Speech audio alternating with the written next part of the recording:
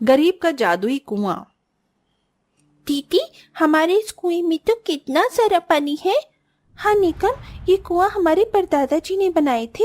माँ ने कहा है कि ये कुआं हमारे खानदान की निशानी है और इसमें साल के 12 महीने पानी भरा रहता है। पायल अपने छोटे भाई नेकम के साथ अपने छोटे से घर के आंगन में एक गहरे कुआं के पास खेल रही थी। तभी वहां गांव की दो महिलाएं आती हैं। बच्चों, इस कुएं के पास मत खेला करो, अगर तुम इसमें गिर गए तो।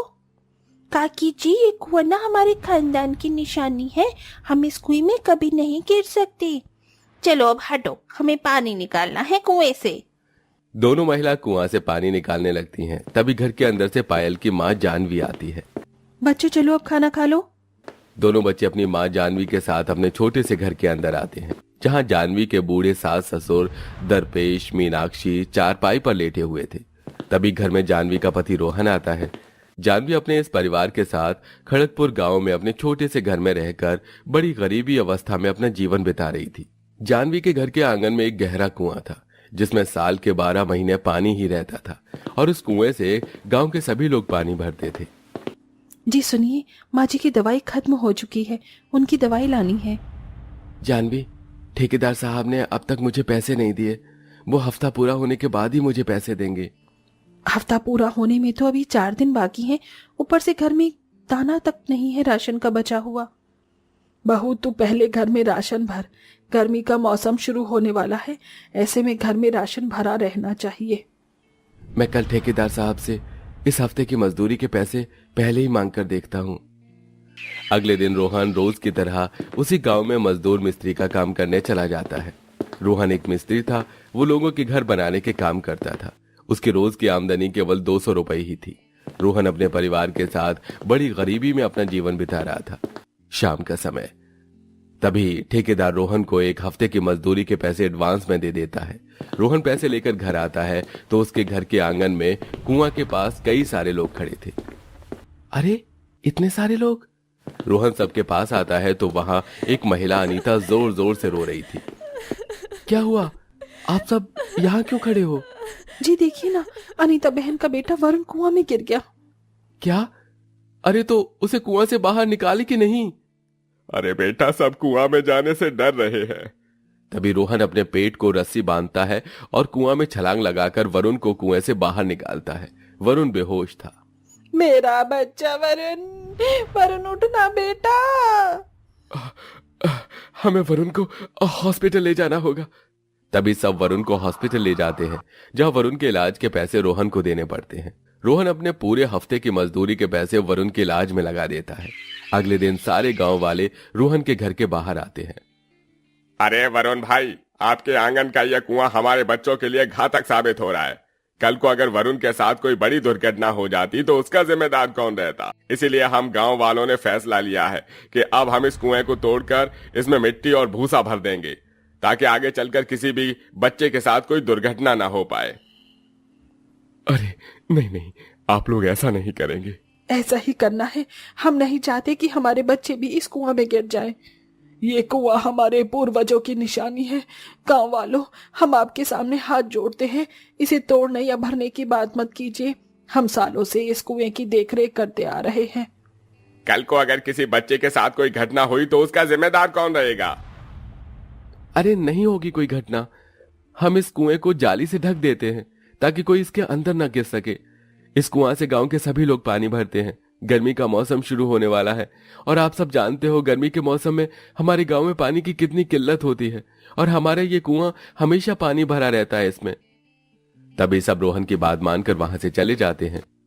जानवी, मजदूरी के जो पैसे मिले थे वो वरुण के इलाज में खर्च हो गए।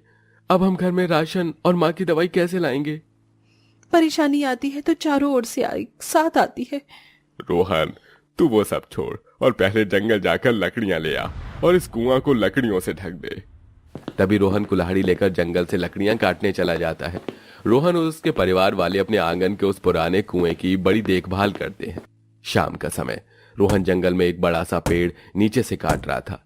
तभी वो पेड़ उधर की साइड गिरने की बजाय रोहन के ऊपर गिर जाता है, जिसमें रोहन के दोनों पैर फ्रैक्चर हो जाते हैं और टूट जाते हैं। अगले दिन सवेरे रोहन भी अपनी माँ के साथ उसके पास चारपाई पर अपाहिज बनकर बैठ गया था।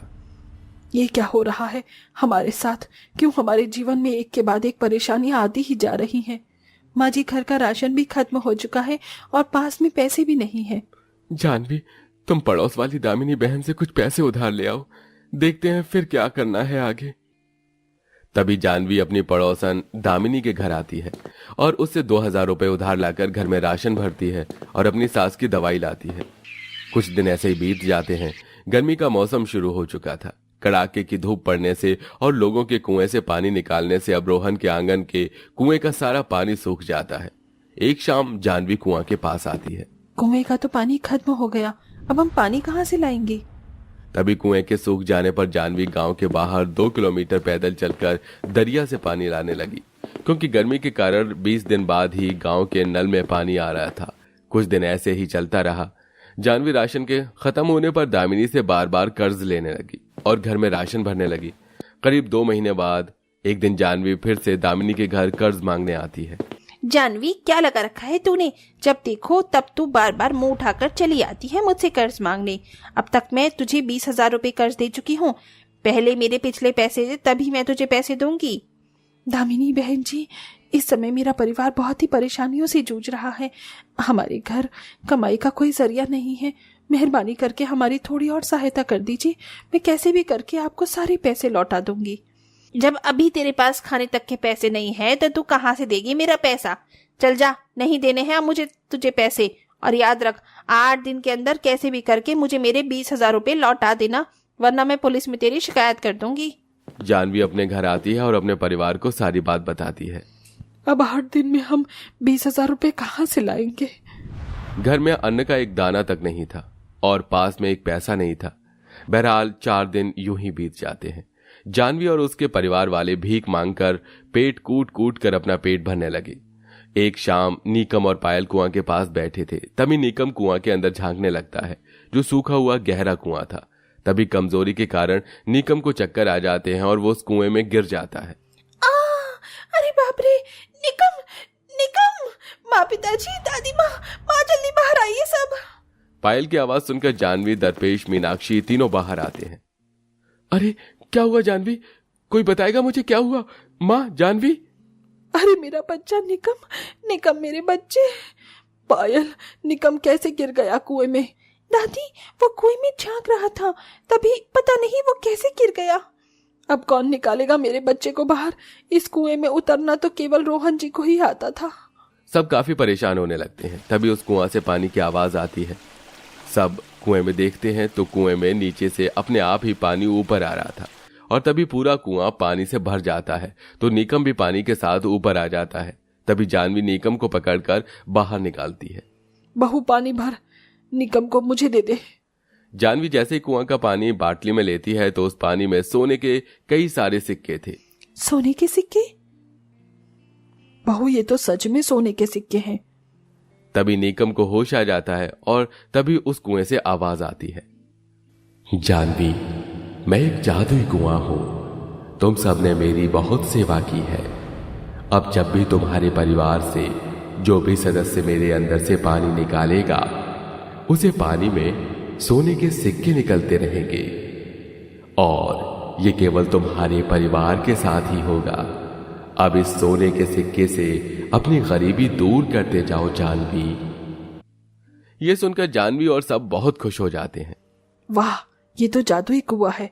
बहू, अभी हमारी सारी परेशानियां दूर हो जाएंगी। हाँ माँ जी, ये तो कमाल हो गया। उसके बाद जानवी और उसके परिवार वाले रोज कुएं से पानी निकालने लगे और उन्हें पानी में सोने के सिक्के मिलने लगे। ये जादू केवल जानवी और उसके परिवार वालों के साथ ही हो रहा था। सोने के सिक्के केवल उन्हें ही मिल रहे थे। उसके बाद जानवी सोने के सिक्के बेचकर अपने उस घर को तोड़कर वहां आलीशान बंगला बना लेती है और उस कुआं को अपने घर के अंदर ले लेती है।